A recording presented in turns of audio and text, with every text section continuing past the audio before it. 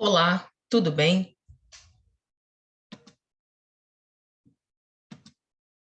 Este trabalho se dedicará à trajetória do artista negro Estevão Roberto da Silva nas exposições gerais da AIBA. Entendemos a permanência em si do artista na academia como uma forma de resistência. Abordaremos sua dificuldade em permanecer na instituição devido às dificuldades financeiras numa sociedade escravocrata, sua versatilidade para pintar gêneros variados e sua postura de repúdio diante da perda do prêmio máximo na exposição de 1879. À luz de Michel Foucault, pensaremos no percurso do artista mediado pelas relações de poder, muitas vezes assimétricas, que não são dadas nem estáticas, mas engendradas nos emaranhamentos cotidianos.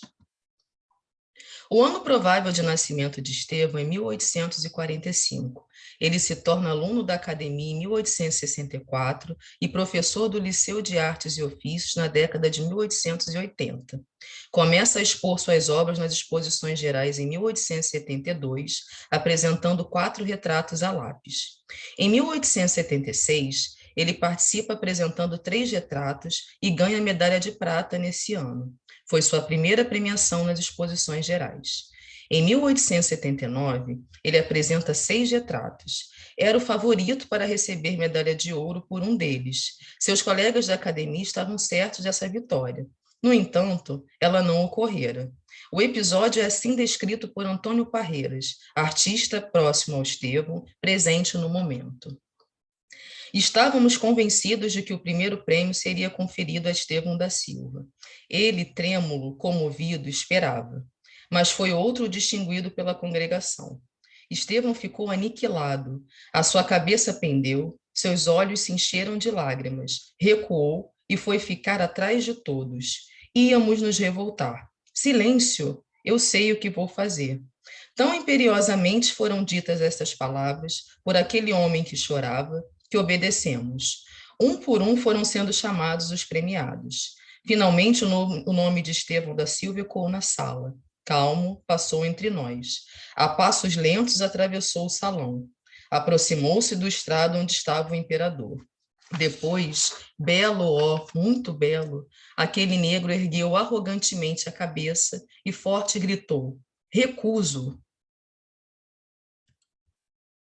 A ousadia de Estevão da Silva nesse evento lhe custou uma suspensão dos estudos na academia por um ano.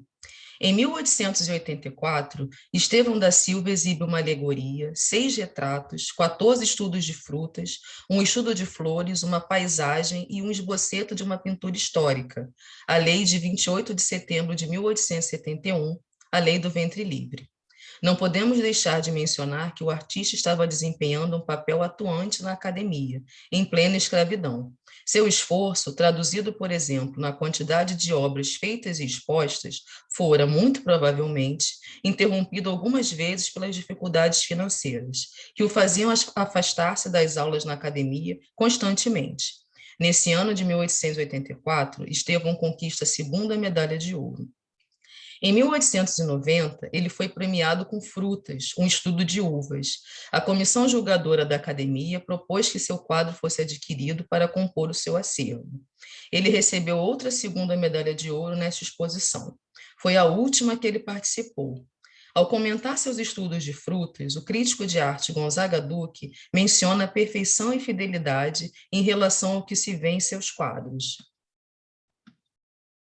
Realmente é difícil e até parece impossível pintar frutos melhor do que os tem pintado Estevão. Os seus pêssegos são na forma, na cor, na penugem macia e alourada que os reveste, verdadeiros pêssegos. Sente-se nas mangas por ele pintadas o olor penetrante e delicado desses frutos saborosíssimos.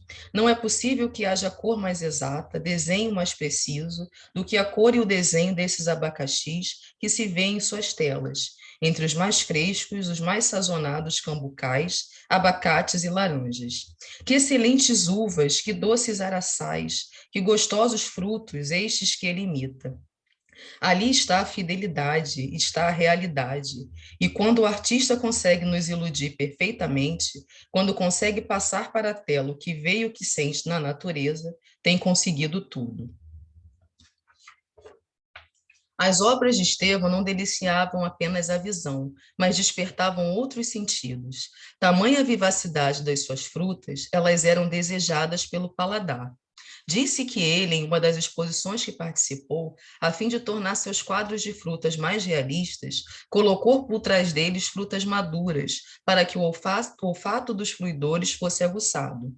Imaginemos toda essa sinestesia ao se apreciar uma obra de arte. A harmonia e delicadeza caminhavam juntas em seus trabalhos, que nos dão essa sensação prazerosa ao vê-las ainda nos dias de hoje. Percebemos a minúcia, a atenção aos detalhes em suas pinturas. É importante destacarmos o talento de Estevão da Silva para além das pinturas de natureza morta. É com a pintura de retratos que ele ganha sua primeira medalha nas exposições gerais. Continua pintando esse gênero ao longo de todas as exposições que participou. Dedicou-se ao retratismo, quiçá por necessidade financeira, pois podemos presumir sua resistência e tenacidade no meio de diferenças sociais e intelectuais. Suas pinturas são símbolos de sua subsistência, insistência e resistência, objetos de seu virtuosismo e prova incontestável de seu talento, que se materializava em frutos e flores, além de outros gêneros. Um retrato pintado pelo artista, definido como esplêndido pelo historiador e crítico de arte Teixeira Leite, foi o retrato do pintor Giovanni Battista Castagneto, de 1880. Castagneto foi um pintor contemporâneo a Estevão na academia, com quem ele possuía afinidades artísticas. Retomando o episódio de sua sublevação, atentando-nos para cada frase dita, parece óbvia uma tensão entre o imperador e o artista, bem como entre a congregação e ele. O próprio autor dessa narrativa faz questão de frisar que se tratava de um negro que fora arrogante.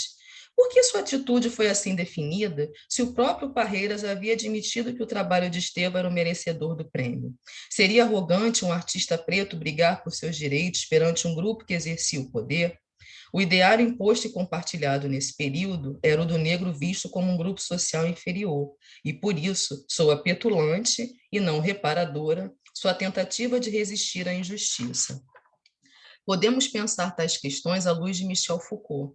Em sua análise do poder, Foucault postula que não devemos analisar o poder sob a ótica do soberano, como se ele o detivesse absolutamente. Devemos, sim, concentrar-nos nos efeitos práticos do poder, onde ele efetivamente se exerce entre o soberano e os seus súditos, por exemplo.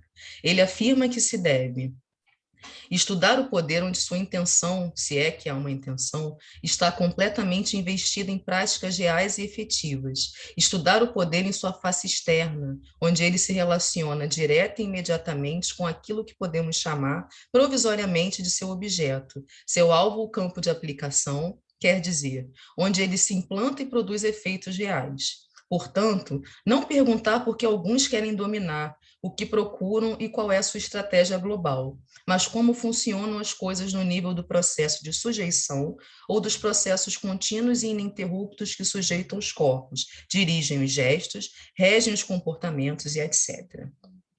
Para se promover um diálogo dessa consideração com o episódio, é necessário percebermos que o poder de Dom Pedro II e da congregação na escolha dos premiados não se mostra absoluto.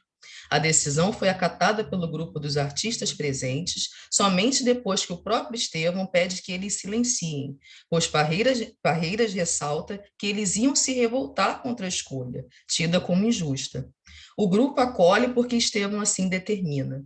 Ele é protagonista no desenrolar e no desfecho do evento, e nota-se a reversão da condição primeira de uma distância social para o acolhimento da pretensão do artista, por força de um julgamento estético que logrou receber de seus pares e que se colocava acima das diferenças. Apesar dos percalços, acreditamos que Estevão da Silva seja um exemplo de artista exitoso e, sem dúvida, um expoente importante da arte brasileira do século XIX que precisa ser difundido. Estevão nos convida a enxergar o negro de ontem e de hoje para além de suas dificuldades, com muitas potencialidades, muitas vezes perdidas pela falta de oportunidades, tão necessárias para o alcance da prosperidade merecida. Encerramos com um poema de nossa autoria, afinal, pintura e poesia são importantes expressões da criatividade. Belas pinturas podem ser inspiradoras de poesias e vice-versa. Ousadia. Estevão, irmão, tu não tens noção? Como podes tu, preto, querer participar de uma exposição? Fazer retrato do amigo, fazer pintura de frutas e flores, ousas alcançar mérito no tempo do império? Sou ousado, irmão, fiz obras geniais, participei durante 18 anos das exposições gerais. Ganhei medalhas de ouro e prata, premiações honrosas, com meus retratos e naturezas mortas. Enfim, busco um lugar para mim. 1891 não será meu fim. Obrigada.